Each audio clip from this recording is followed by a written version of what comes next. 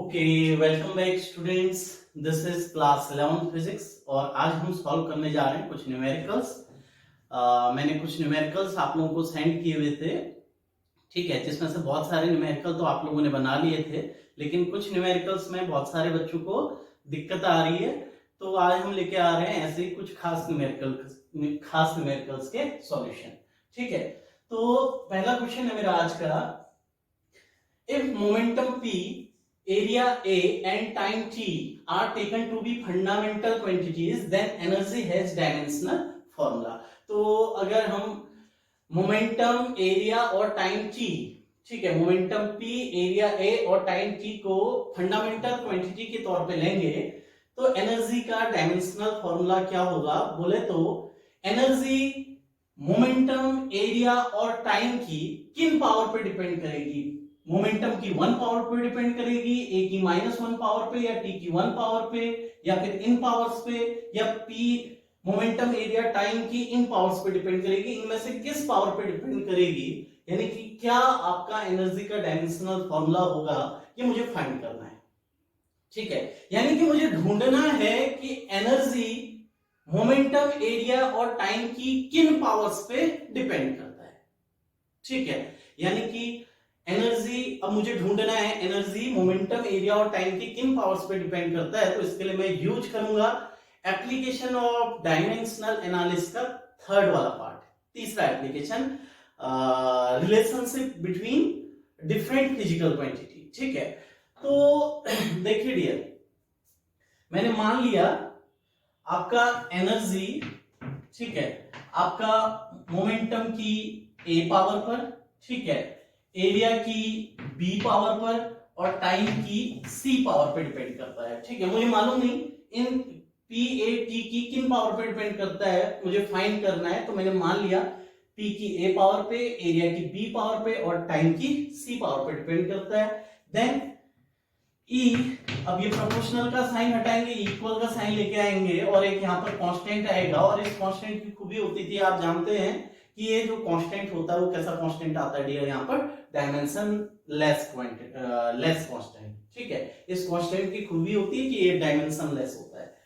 Then ये बन गया पी की पावर ए की पावर बी और टी की पावर सी, ठीक है। अब एक काम करते हैं, ठीक है, अब हम क्या करते हैं कि प्रिंसिपल ऑफ होमोजेनिटी क्या कहता है, ठीक है, कि प्रिंसिपल ऑफ होमोजेनिटी कहता है कि आपका किसी भी इक्वेशन में जितने भी टर्म्स होते हैं उन सारे टर्म्स की जो डायमेंशन होती है वो क्या होनी चाहिए, सेम होनी चाहिए। बोले तो इसमें दो टर्म्स हैं, इक्वल के लेफ्ट साइड एक टर्म, इक्वल के राइट साइड दूसरा टर्म, यानी कि इन दोनों की जो डायमेंशन है वो क्या होनी चाहिए, सेम होनी चाहिए।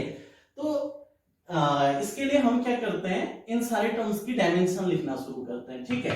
एनर्जी के लिए डायमेंशनल फॉर्मूला होता है ml की पावर 2 t की पावर -2। ये एनर्जी का डायमेंशनल फॉर्मूला है।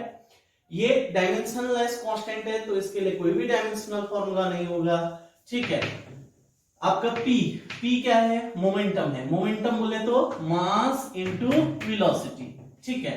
तो मास इंटू वेलोसिटी, बोले तो मास के लिए डायमेंशनल फॉर्मूला m और वेलोसिटी के लिए डायमेंशनल फॉर्मूला क्या होता है, l t की पावर -1।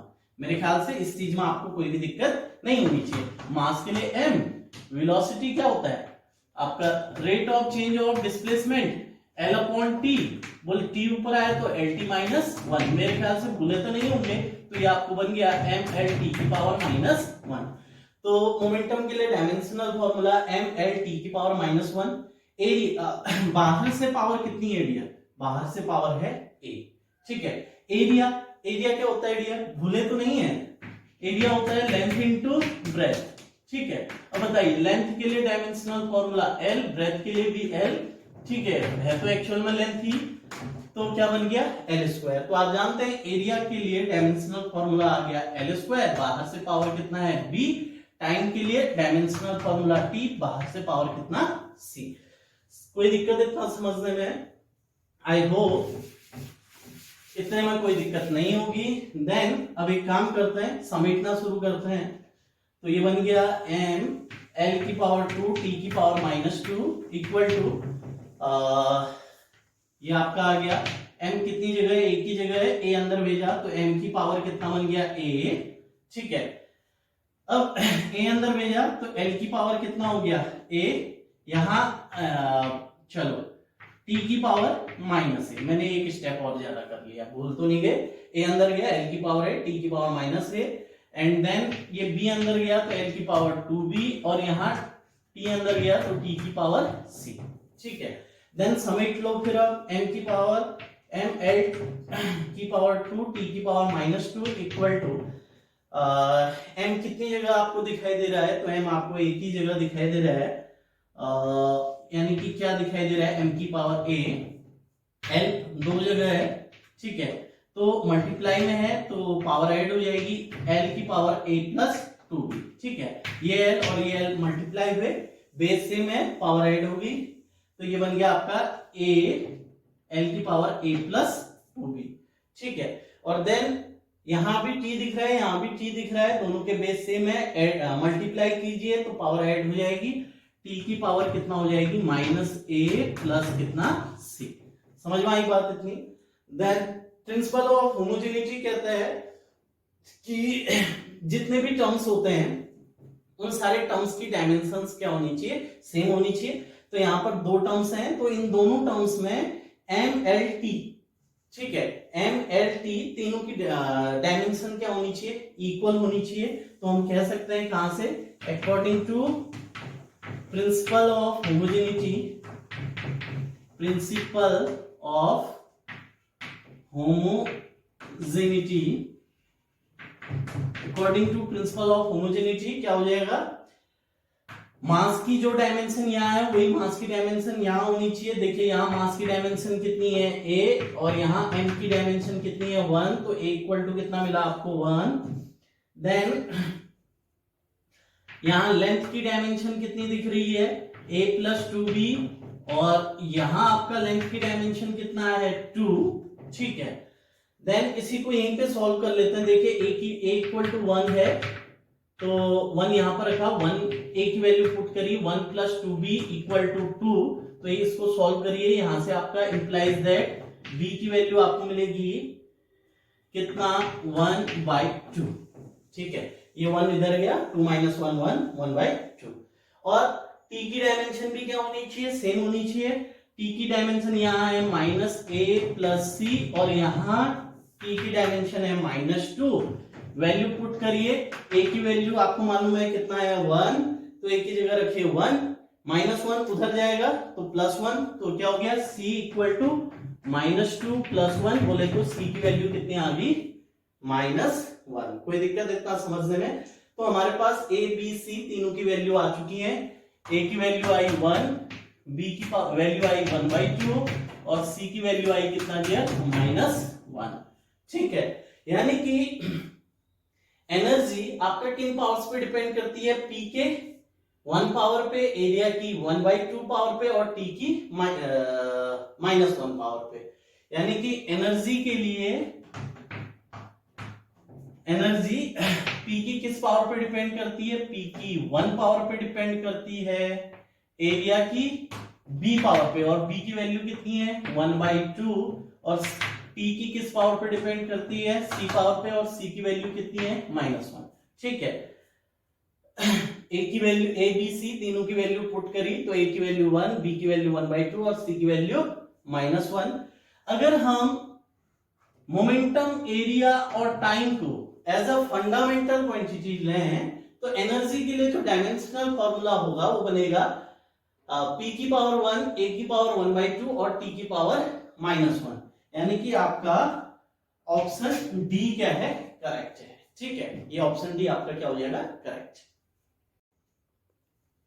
अगला क्वेश्चन देखना, which of the following measurement is most precise, ठीक है। इन चारों मेजरमेंट में से कौन सी मेजरमेंट सबसे ज्यादा प्रिसाइज है। तो जो प्रिसीजन होता है dear, precision refers to resolution, ठीक है। प्रिसीजन बताता है कि हमने कितने ज्यादा रिजोल्यूशन तक, ठीक है, आपने किसी वैल्यू को क्या किया है, मेजर किया है, ठीक है। रिजोल्यूशन समझ रहे हैं, मतलब कितनी बारीकी तक हमने किसी मेजरमेंट को किया हुआ है। फॉर एग्जांपल कोई एक रास्ता था, ठीक है। और इस रास्ते की लेंथ मैंने 4 बच्चों से मेजर करने के लिए बोली, और एक बच्चे ने बोला इस रास्ते की जो लेंथ है वो है 5 मीटर, ठीक है। ये या फिर इस रास्ते की लेंथ कितनी है 5 मीटर। दूसरे बच्चे ने बोला नहीं इसकी लेंथ है 5.2 मीटर। अगले ने बोला नहीं इसकी लेंथ है 5.25 मीटर। 2 पर भी नहीं रुका, ठीक है। पहले वाले ने मेजर करी, उसने बोला 5 मीटर, दूसरे ने बोला 5 पे रुका नहीं, वो 5 डेसिमल के 1 प्लेस तक मेजर किया, बोला 5.25 मीटर है। अगले ने डेसिमल के 2 प्लेसेस तक मेजर किया और बोला नहीं 5.25 मीटर है, ठीक है। और अगले ने बोला 258 मीटर है। तो इन चारों वैल्यू में से कौन सी वैल्यू सबसे ज्यादा प्रिसाइज है, बोले तो कौन सबसे ज्यादा रिजोल्यूशन तक मेजरमेंट किया हुआ है। तो आप देखेंगे जो फोर्थ वैल्यू है इसका रिजोल्यूशन सबसे ज्यादा है, क्योंकि वो डेसिमल के 3 प्लेस तक मेजर किया हुआ है, ठीक है। अब यहां पर बोले तो ये देखिए ये 5 मीटर पे रुक गया, ये 5 के बाद भी, ठीक है, पॉइंट डेसिमल के 1 प्लेस तक। बोले तो 1 मीटर में 10 आपका क्या हो गए डेसी, तो 52 डेसीमीटर तक इसने मेजर किया हुआ है, ठीक है। और इसने कितने तक मेजर किया हुआ है आपका 525 सेंटीमीटर तक मेजर किया हुआ है, और इसने 5258 मिलीमीटर। तो बताइए इनमें से सबसे लीस्ट सबसे ज्यादा रिजोल्यूशन किसका है, मीटर का, डेसीमीटर का, सेंटीमीटर का या मिलीमीटर का। तो जो सबसे छोटा होता है डियर उसका रिजोल्यूशन उतना ही ज्यादा, ठीक है।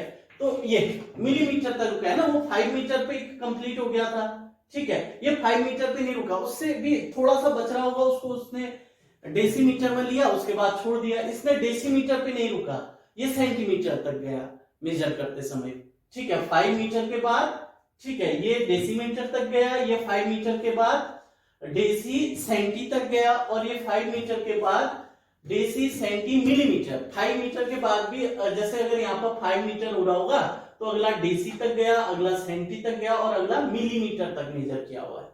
समझ में आई बात। तो इस वैल्यू का रिजोल्यूशन सबसे ज्यादा है, बोले तो ये सबसे ज्यादा प्रिसाइज है। बोले तो जो सबसे लीस्ट, जिसका लीस्ट काउंट सबसे छोटा होगा ना, जिस मेजरमेंट का, जिस यूनिट का लीस्ट काउंट सबसे छोटा होगा, ठीक है, वो वैल्यू उतनी ही ज्यादा क्या होती है, प्रिसाइज होती है, ठीक है।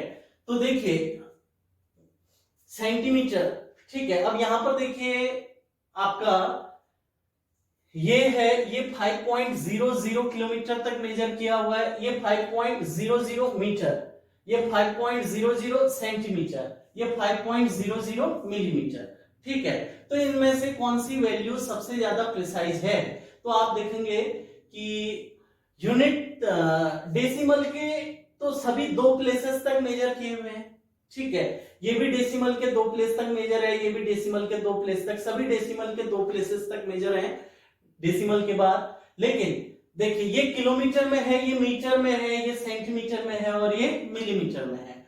तो देखिए मिलीमीटर का लीस्ट काउंट सबसे छोटा है 1 मिलीमीटर का, ठीक है।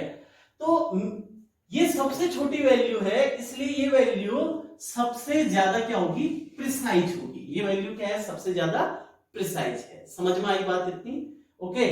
देन नेक्स्ट क्वेश्चन में आते हैं। The mean length of an object is 5 centimetre, ठीक है। किसी ऑब्जेक्ट की जो मीन लेंथ आ रखी है वो कितनी आई है, 5 centimetre. Which of the following measurement is most accurate. तो इन चारों में से कौन सी मेजरमेंट सबसे ज्यादा एक्यूरेट है, ठीक है।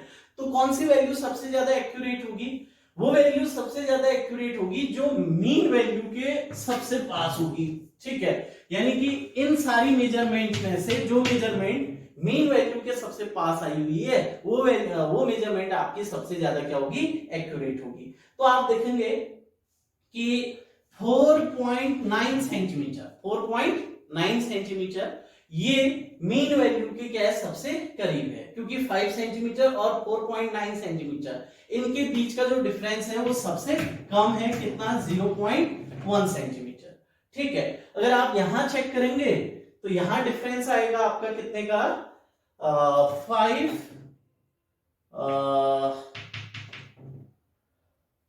9 और 1, हाँ 0.195 सेंटीमीटर का डिफरेंस है। ठीक है, यहां अगर आप मेजर करेंगे तो 0.25 सेंटीमीटर का डिफरेंस है, और यहां पर आप डिफरेंस चेक करेंगे तो ये मीन वैल्यू से 0.4 सेंटीमीटर दूर है। तो आप देखेंगे कि ये वाली वैल्यू 5 सेंटीमीटर के सबसे ज्यादा नजदीक है compare then in values, in measurements के कंपेयर में ये वाली मेजरमेंट मीन वैल्यू के सबसे ज्यादा करीब है। सो ये वैल्यू सबसे ज्यादा क्या है आपकी एक्यूरेट है, तो इसका ऑप्शन हो जाएगा ऑप्शन ए। ठीक है, इसका राइट आंसर है ऑप्शन ए। अगर मैं आपसे पूछूं कि इन चारों वैल्यू में से कौन सी वैल्यू सबसे ज्यादा प्रिसाइज है, अगर मैंने कहा इन चारों वैल्यू में से कौन सी वैल्यू सबसे ज्यादा प्रिसाइज है, तो अगर मैं कहूंगा प्रिसीजन, तो फिर आप देखेंगे कि डेसिमल के कौन सबसे ज्यादा प्लेस तक मेजर की हुई है। यूनिट तो सेम है ना, सब जगह यूनिट सेम है, तो देखिए यूनिट अगर डिफरेंट है तो जो यूनिट सबसे छोटी, ठीक है, वो यूनिट वो वैल्यू उतनी ज्यादा प्रिसाइज, बट यहाँ यूनिट सेम है तो यहाँ आप देखेंगे कि डेसिमल के बाद कितने ज्यादा प्लेसेस तक मेजर किया हुआ है। यहाँ डेसिमल के 1 प्लेस तक मेजर किया है, यहाँ डेसिमल के 2 प्लेस तक, यहाँ डेसिमल के 1 प्लेस तक, और यहाँ पर डेसिमल के 3 प्लेसेस तक मेजर किया हुआ है। तो ये वाली जो मेजरमेंट है ये सबसे ज्यादा प्रिसाइज है, बट एक्यूरेट मेजरमेंट किसकी है, तो एक्यूरेट मेजरमेंट ये पहली वाली है, क्योंकि ये मीन मेजरमेंट के सबसे ज्यादा क्या है, क्लोजर है, सबसे ज्यादा नजदीक है, नियरेस्ट है। ठीक है, तो मेरे ख्याल से इन क्वेश्चंस में अभी आपको अब कोई दिक्कत नहीं होनी चाहिए।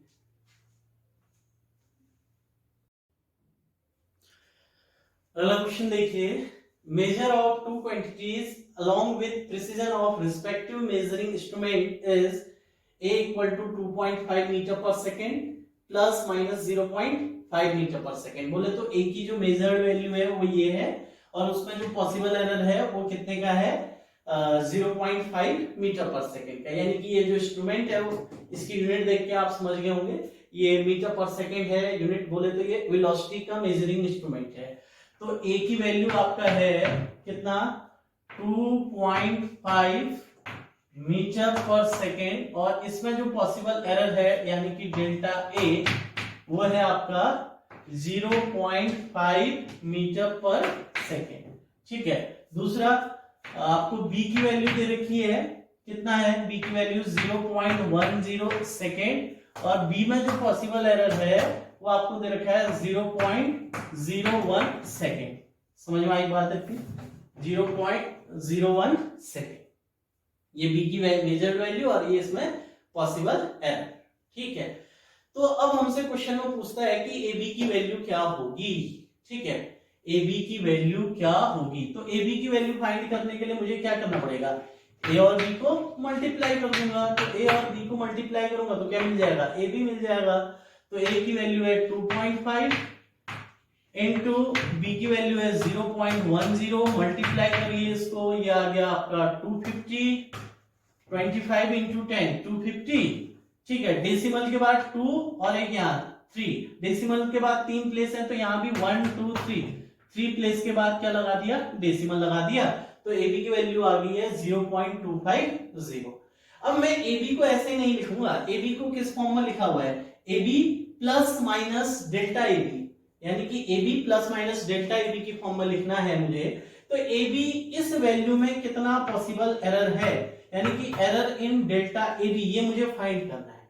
तो डेल्टा ए बी फाइंड करने के लिए फॉर्मूला क्या होता था, delta A B by A B, ठीक है, इज इक्वल टू, देखिए ये ए बी क्या है, ये दो क्वांटिटी का प्रोडक्ट है, तो प्रोडक्ट के केस में क्या आता था, delta A by A plus delta B by आपका कितना B, then delta A B की वैल्यू आपको क्या करनी है, फाइंड करनी है। तो delta A B upon A B की वैल्यू अभी अभी हम निकाले थे, ए बी की वैल्यू ये है 0.250 है, equal to delta A by A, delta A की वैल्यू 0.5 अपॉन ए की वैल्यू कितना 2.5 प्लस डेल्टा बी की वैल्यू कितना 0.01 अपॉन डेल्टा बी की वैल्यू कितना 0. आपका 10. ठीक है, अब सॉल्व करिए इसको। सॉल्व करने के लिए एलसीएम ले लेते हैं। एलसीएम इनका क्या होगा डियर, प्रोडक्ट होगा, है कि नहीं? तो प्रोडक्ट कीजिए, तो delta A B divided by A B यानी कि 0.250 इज इक्वल टू, ये आपका आ गया, एलसीएम ले लेते हैं यहां, 2.5 इंटू कितना 0.10। अब ये यहां मल्टीप्लाई, ये यहां मल्टीप्लाई, तो ये आपका आ गया 0.5 इंटू कितना 0.10। ठीक है, प्लेस उसके बाद प्लस जगह नहीं है ऊपर पे लिख देता हूं 2.5 इंटू कितना 0.01। Okay, then delta A B upon 0.250 is equal to 10 से 5 को मल्टीप्लाई करिए, या 5 से 10 को मल्टीप्लाई करिए, कितना आ रहा है 50।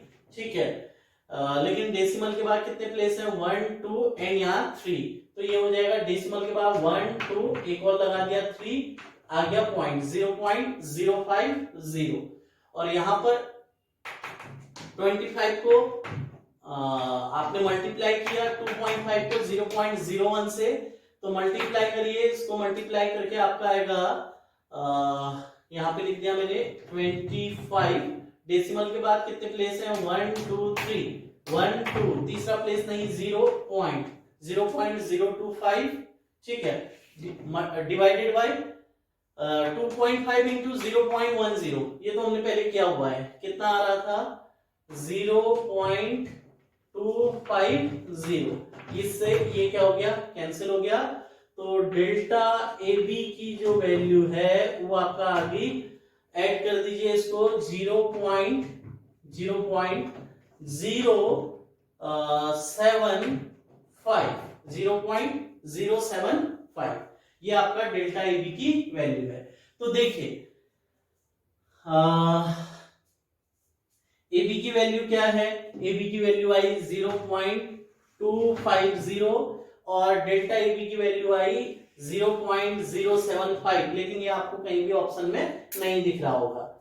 ठीक है, तो अब हम क्या भी करना भूल गए, पता है आपको क्या करना रह चुका है, राउंडिंग ऑफ। क्या करना रह चुका है, राउंडिंग ऑफ। देखिए हमने इन दोनों ए बी फाइंड करने के लिए ए और बी को मल्टीप्लाई किया। अब देखिए इन दोनों में से ये पॉइंट है, इन दोनों नंबर का प्रोडक्ट किया, तो इन दोनों में से आपका लीस्ट सिग्निफिकेंट फिगर किसमें है। ठीक है, प्रोडक्ट में लीस्ट सिग्निफिकेंट फिगर किसमें है, तो इसमें देखिए इसमें भी 2 हैं, इसमें भी 2 हैं, तो हमारे आंसर में भी कितने सिग्निफिकेंट फिगर होनी चाहिए, 2 सिग्निफिकेंट फिगर होनी चाहिए। तो इसको मैं राउंड ऑफ करता हूं, तो ये आपका आ जाएगा कितना, ये 0 हटा दिया, डेसिमल के बाद 1 2।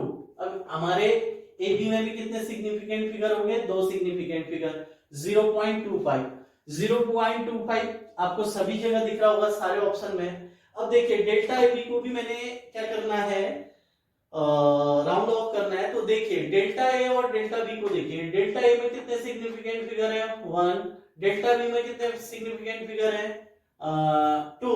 अब इनका प्रोडक्ट, इनका डिवीजन यहाँ पर हुआ था, तो इनके डिवीजन में रूल क्या होता है, डिवीजन में रूल होता है कि आपका जिसमें मिनिमम सिग्निफिकेंट फिगर है उतने ही आपका रहने चाहिए। तो इस पे भी आपका यहाँ मिनिमम सिग्निफिकेंट फिगर कितना है 1, तो यहाँ भी आपका 1 सिग्निफिकेंट फिगर होना चाहिए। ये 0 तो सिग्निफिकेंट नहीं होता है, आपको मालूम है, ये वाला नंबर सिग्निफिकेंट होगा। तो यहां तक आप, इसके बाद आपने इसको क्या करना पड़ेगा, राउंड ऑफ करना पड़ेगा, यानी कि ये दूसरे सिग्निफिकेंट फिगर को हटाना पड़ेगा। अब हटाए जाने वाला जो नंबर है वो नंबर को आप देखेंगे खास से, इसका यही पार्ट बहुत खास है, बस हो गया। जो हटाए जाने वाला नंबर है वो है 5। ठीक है, तो इससे पिछले वाले नंबर को देखिए, ये क्या है, ये नंबर ऑड है, ठीक है, तो 5 जब हटेगा तो अगर उससे प्रीसीडिंग नंबर आपका ऑड है तो वो 1 क्या हो जाएगा, इंक्रीज हो जाएगा। तो आपका डेल्टा ए बी की वैल्यू आपका यहां से हो जाएगी delta A B is equal to 0.08। ठीक है, तो आपका ए बी की वैल्यू 0.25, ठीक है, और डेल्टा ए बी की वैल्यू कितना 0.08। हमें ये देखना है, देखिए डेल्टा ए और डेल्टा बी से हम क्या निकाले थे, डेल्टा ए बी, और हमने यहाँ क्या किया हुआ है, आपका डिवीजन किया हुआ है। तो डिवीजन में आपका जो रूल होता है वो रहता है कि आपका जिसमें मिनिमम सिग्निफिकेंट फिगर है, जिन क्वांटिटीज का आप डिवीजन कर रहे हैं, ठीक है, जिनके पीछे ऑपरेशन लगा रहे हैं, तो जिसमें मिनिमम सिग्निफिकेंट फिगर है उतने ही मिनिमम सिग्निफिकेंट हमारे आंसर में भी होने चाहिए। तो इसमें एक था और इसमें भी एक सिग्निफिकेंट फिगर है, तो आंसर में भी एक सिग्निफिकेंट फिगर होना चाहिए। तो कुछ बच्चे यहां पर जाके राउंड ऑफ करने की कोशिश करते हैं, जो कि गलत है। समझ में आई बात इतनी? 1 सिग्निफिकेंट फिगर तक बोला तो देखिए ये 0 नॉन सिग्निफिकेंट है, ठीक है, ये 7 सिग्निफिकेंट है, 5 सिग्निफिकेंट फिगर है, 2 सिग्निफिकेंट फिगर है, दूसरे सिग्निफिकेंट फिगर को हटाएंगे तो पहला वाला सिग्निफिकेंट फिगर 1 क्या हो जाएगा, इंक्रीज हो जाएगा। तो 0.08 और 0.025 यानी कि ऑप्शन ए आपका क्या है, करेक्ट है। इसका आंसर होगा ऑप्शन ए।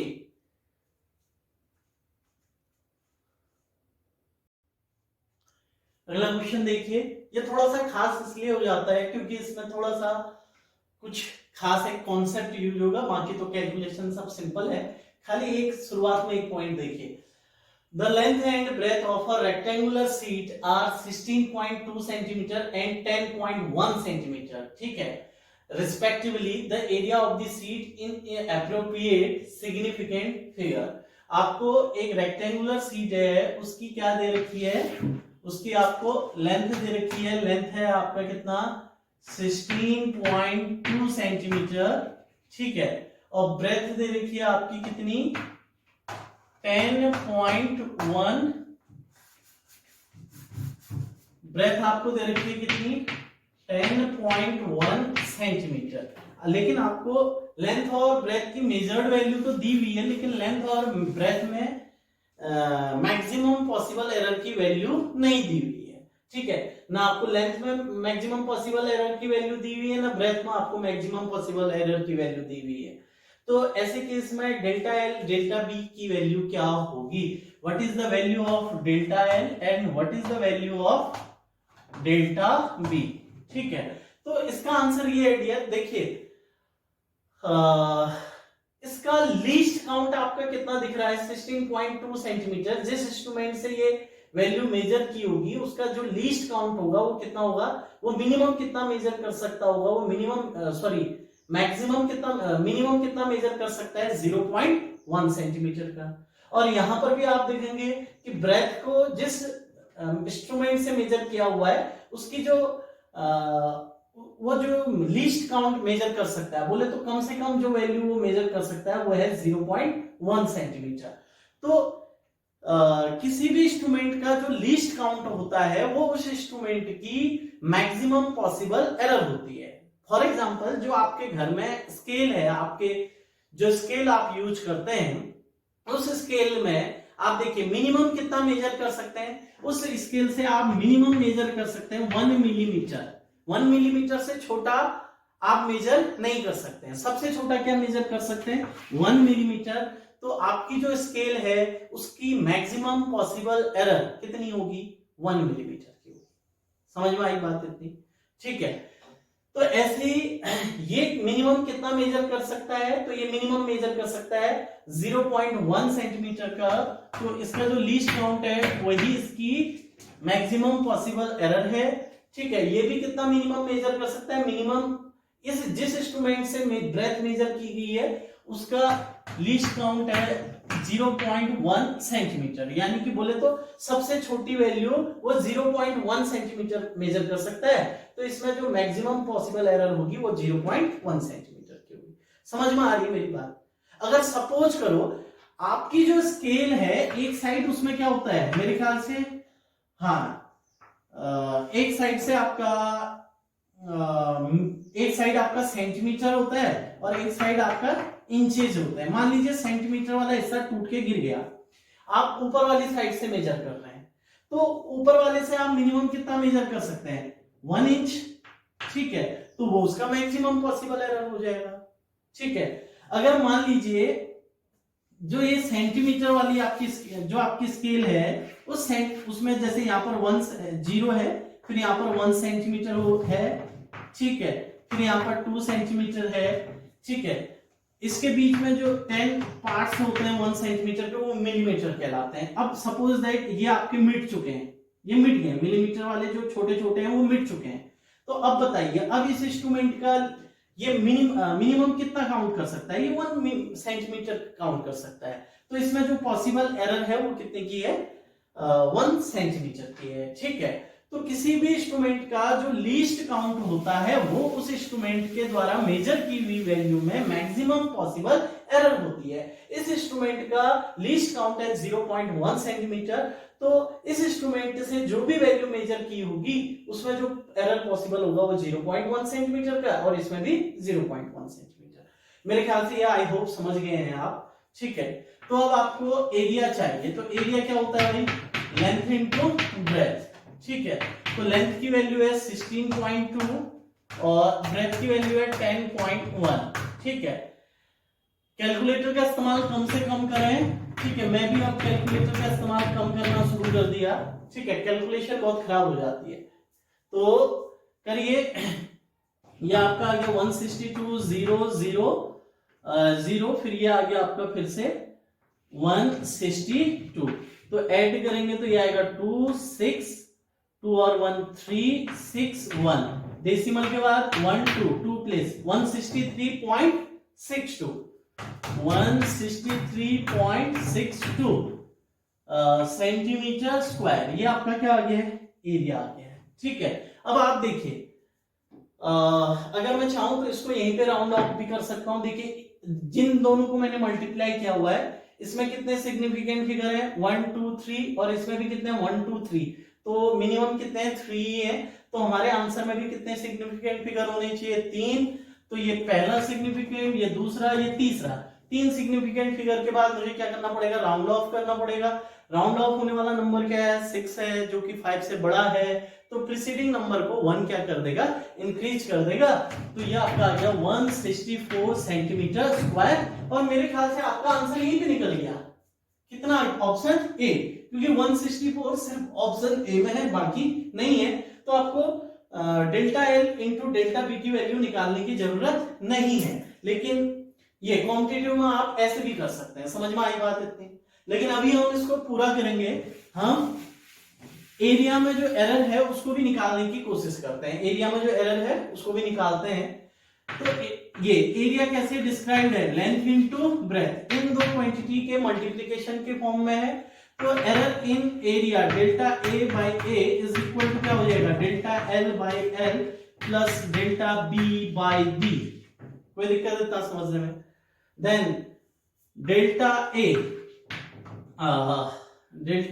अपॉन ए, ठीक है, आपका डेल्टा एल की वैल्यू कितनी है, डेल्टा एल है आपका 0.1 अपॉन एल, एल कितना है 16.2, ठीक है, प्लस आपका डेल्टा बी कितना है, डेल्टा बी है 0.1 अपॉन कितना 10.1, बी की वैल्यू है 10.1, ठीक है। सॉल्व करिए इसको, तो सॉल्व करेंगे तो इसके लिए डेल्टा ए बाई ए, ये एलसीएम ले लीजिए, एलसीएम आ जाएगा इसका कितना 16.2 मल्टीप्लाइड बाई 10.1, ठीक है, और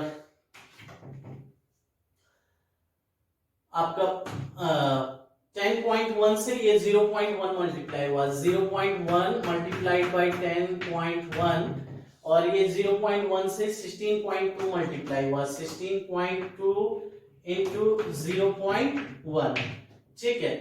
देन ये आपका आ गया डेल्टा ए बाई ए की वैल्यू 163.62, अभी यही ले रहा हूं, ठीक है, 16.2 इंटू 10.1, ठीक है, इसको मल्टीप्लाई करके क्या आया हुआ है, पहले से मालूम है हमको, 163.62, ठीक है। ऊपर मल्टीप्लाई करिए इसको, तो 101 1 जा 101, ठीक है। लेकिन डेसिमल के बाद कितने प्लेस है, 1 2, तो 2 प्लेस के बाद यानी कि 1.01 प्लस 16.2 इंटू 0.1, इसको मल्टीप्लाई कर रहा हूं, 162 1 जा 162, बट डेसिमल के बाद 1 2 प्लेस है, तो 2 प्लेस के बाद क्या लगा दिया, डेसिमल लगा दिया। ये तो आपका क्या हो गया, कैंसिल हो गया। देन यहां से आपको मिल जाता है delta A is equal to 2.8 करिए 63, डेल्टा ए की वैल्यू कितनी है, 2.63, ठीक है। अब देखिए आपका डेल्टा एल में कितने सिग्निफिकेंट फिगर है, 1, डेल्टा बी में कितना है, 1, यानी कि इन दोनों में ही 1 1 है। तो हमारा प्रोडक्ट का रूल क्या होता है, एरिया डेल्टा ए है, ठीक है। तो इसमें भी कितने सिग्निफिकेंट फिगर आने चाहिए, इसमें भी आपका 1 सिग्निफिकेंट फिगर होना चाहिए, यानी कि इस 2 के बाद फर्स्ट सिग्निफिकेंट फिगर के बाद up to first significant figure मुझे क्या करना पड़ेगा, राउंड ऑफ करना पड़ेगा, यानी कि 6 को 2 के बाद पहले सिग्निफिकेंट फिगर के बाद क्या दिखाई दे रहा है, 6, इसको ड्रॉप करूंगा, ये नंबर 5 से बड़ा है तो प्रीसीडिंग नंबर 1 क्या होगा, इंक्रीज होगा, यानी कि ये हो गया आपका 3। तो डेल्टा ए की वैल्यू कितनी आई है, 3, और आपको पहले से दिख रहा है, पहले आंसर में मालूम पड़ चुका था डेल्टा ए की वैल्यू कितनी आई हुई है, 3 आई हुई है। समझ में आई बात इतनी।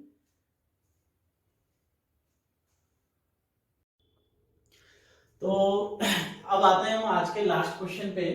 तो क्वेश्चन है, you measure two quantities as a equal to 1.0 metre plus minus 0.2 metre, b equal to इतना सारा, we should report correct value for under root ab h, ठीक है।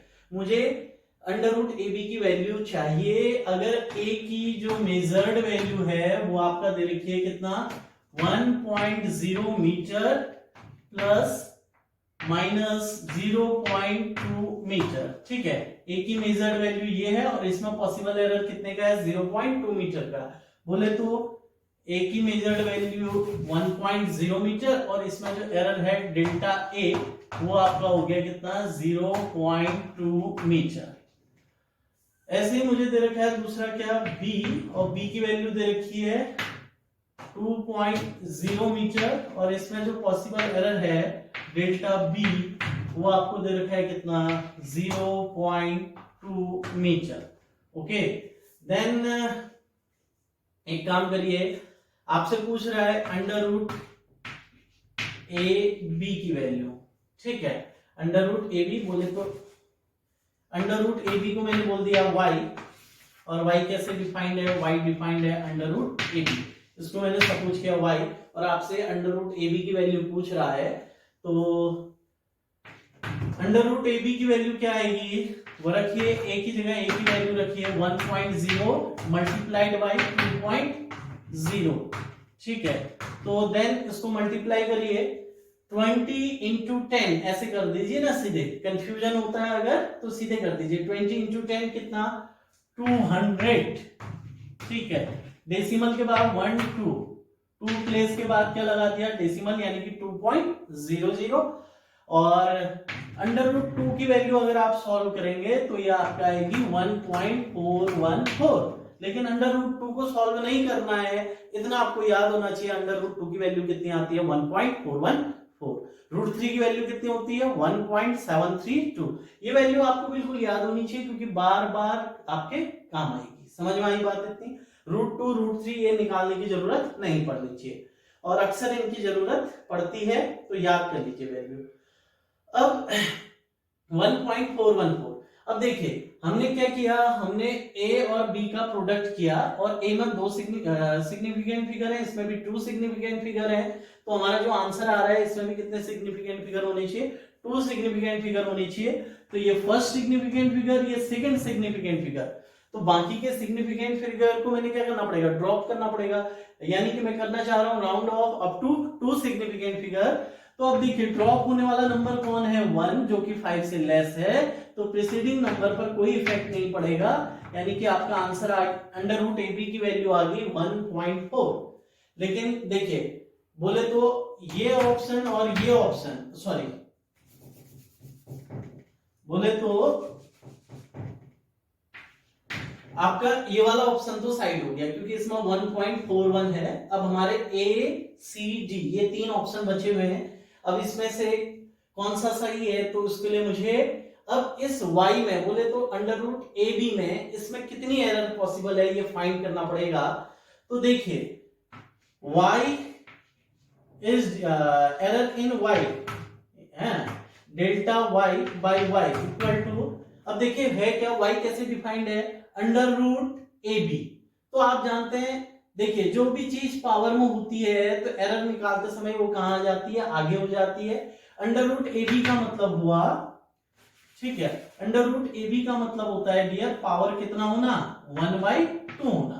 किसी भी चीज के ऊपर रूट लगाया मतलब पावर कितनी है, 1/2। अब देखिए इसका डेरिवेशन भी मैंने कराया था, तो एरर निकालते समय ये 1/2 कहां आ जाएगा, आगे आ जाएगा। Then delta y by y equal to 1/2 कहां आ गया, आगे आ गया, और ये हो गया आपका delta a by a plus delta b by b। ये वाला रूल कहां चलता है, प्रोडक्ट और आपका डिवीजन में, कौन सा, डेल्टा a बाय a वाला, और उसमें सीधे ऐड होंगे, किसमें, एडिशन सब्सट्रैक्शन में। याद होना चाहिए, भूल तो नहीं रहे, ठीक है। पावर आगे आ गई, अंदर उसी तरीके से डिफाइंड है, तो आपका ये हो गया ओके। देन डेल्टा y मुझे फाइंड करना है, y मेरा कितना आ चुका है 1.4 equal to 1/2 into delta a, delta a है 0.2 डिवाइडेड बाय कितना a कितना है 1.0 प्लस डेल्टा b है 0.2 डिवाइडेड बाय b कितना है डियर 2.0। ओके, देन सॉल्व करिए, डेल्टा y बाय y यानी कि 1.4 इज इक्वल टू, ये पॉइंट है 1/2 इंटू एलसीएम ले लिया 1.0 इंटू 2.0, 2.0 से 0.2 को मल्टीप्लाई करिए, 2.0 से किसको मल्टीप्लाई किया, 0.2 को, प्लस 1.0 से मल्टीप्लाई करिए किसको, 0.2 को, ठीक है। Then delta y by 1.4 equal to 1/2 into ये आपका आ गया कितना 20 इंटू 10 200, डेसिमल के बाद कितने हैं, 2 प्लेस के बाद 2.00, ऊपर 20 इंटू 2 40, ठीक है। डेसिमल के बाद कितने प्लेस हैं 1 2 प्लेस के बाद क्या लगा दिया, डेसिमल 0.40, ओके। देन 10 इंटू 2 कितना आ गया 20, डेसिमल के बाद कितने प्लेस 1 2 प्लेस के बाद लगा दिया डेसिमल, यानी कि ये बन गया 0.20। अब इससे आगे सॉल्व करते हैं डियर, ये आपका आ गया delta y by 1.4 is equal to 1/2 into 0.40 plus 0.20, ये आ गया 0.60 ऐड करके डिवाइडेड बाय 2, ठीक है। 2 से ये 0.60 कैंसिल हुआ कितने टाइम, 1/2 इंटू कितना आ गया 0.30, या तो साथ साथ ही कर देता हूं, ये हुआ 0.30 टाइम, और 2 से ये 0.30 कैंसिल हुआ तो कितना आ गया, ये आ गया आपका 0.15, okay. Then delta y by, यानी कि आपका क्या आ चुका है, delta y upon 1.4 is equal to 0.15, तो delta y is equal to 0.15 into कितना 1.4, मल्टीप्लाई करिए इसको, मल्टीप्लाई करेंगे तो ये आपका आ जाएगा, कर दीजिए 15 से करिए, ठीक है, 15 4 जा 60, ठीक है, 60 की आपका कितना 0,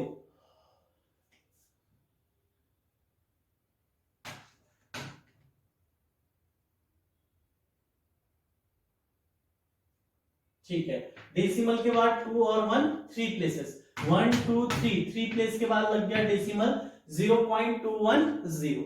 अब देखिए डेल्टा ए में कितनी सिग्निफिकेंट फिगर है 1, डेल्टा बी में कितनी सिग्निफिकेंट फिगर है 1, तो मिनिमम सिग्निफिकेंट फिगर कितनी है डेल्टा ए डेल्टा बी में 1, तो हमारी आंसर में भी मिनिमम कितनी सिग्निफिकेंट फिगर होनी चाहिए 1, तो ये है फर्स्ट सिग्निफिकेंट फिगर। इसके बाद मैं ये ड्रॉप करूंगा, अब ये जो नंबर ड्रॉप हो रहा है ये 5 से क्या है लेस है, तो प्रीसीडिंग नंबर पे कोई इफेक्ट नहीं पड़ेगा, तो डेल्टा y की जो वैल्यू आ जाएगी वो आ जाएगी 0.2, तो आपका ये वाला आंसर y है 1.4 और डेल्टा y है 0.2। बोले तो अंडर रूट ए बी की वैल्यू 1.4 और error in under root A B 0.2, तो आपका करेक्ट ऑप्शन है option D. Okay, thank you.